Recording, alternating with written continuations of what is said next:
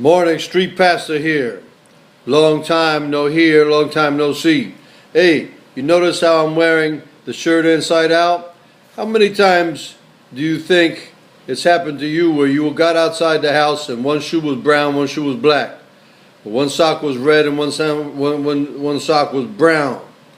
How many times have we looked for our glasses and couldn't find them and they were on top of our heads? You see, we are easily fooled. When I was working in Jamaica, I used to take out a deck of cards and show people and say, do you think I can fool you? And they would say, you can't fool me, you can't fool me. It was easy enough to do. Simple magic tricks. Easy to fool some of the smartest and fastest thinking people in the neighborhoods. They couldn't believe it. You see, the nature of deception is such that before we realize we've been deceived, we have already been deceived. I'm here today to talk about sin. Sin is a terrible thing. Sin is a cancer. Sin is a cancer of the soul, cancer of the mind, cancer of the body. Sin will kill you. It says the soul that sinneth shall die. If indeed you continue in your sin, you shall die in your sin. There is no other way to get rid of sin but the blood of Christ. The problem today is that everybody wants to go to church just to have fun. Everybody likes to go over there and listen to a nice message, listen to a sermonette by a preacherette. Perhaps the preacher even has a lot of power. He might have a great oratorial skills, make you feel real good, and you go home and you still got to deal with your mess. And why do you think people don't go to church anymore? Because they realize that the place is too sweet. You walk into some of these churches, and it's so sweet you get a cavity just standing there. Sin is nasty. And if you don't believe that we are sinners, read the paper. As a matter of fact, if you don't believe that we're sinners, look at your own life.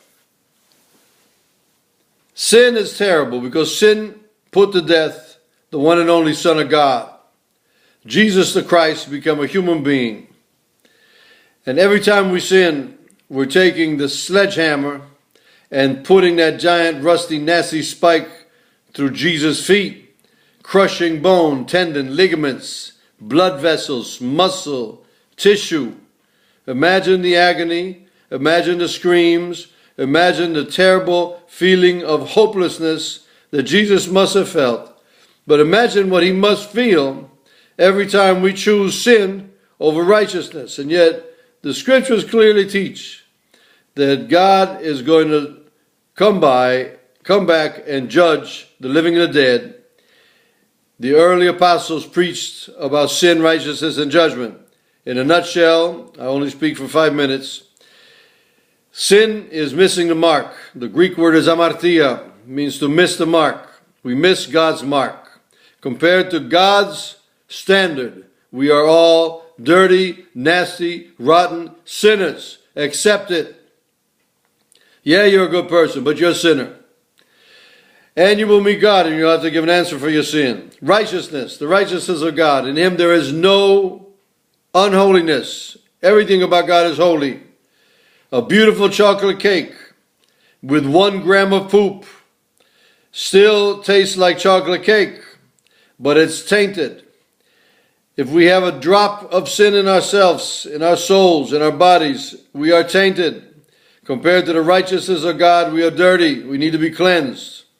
Judgment, those who present themselves to the presence of God without being cleansed by the soap of the blood of Christ will find themselves dirty in the presence of an all-living God and will not be able to stand in his presence and live for eternity in his presence as well.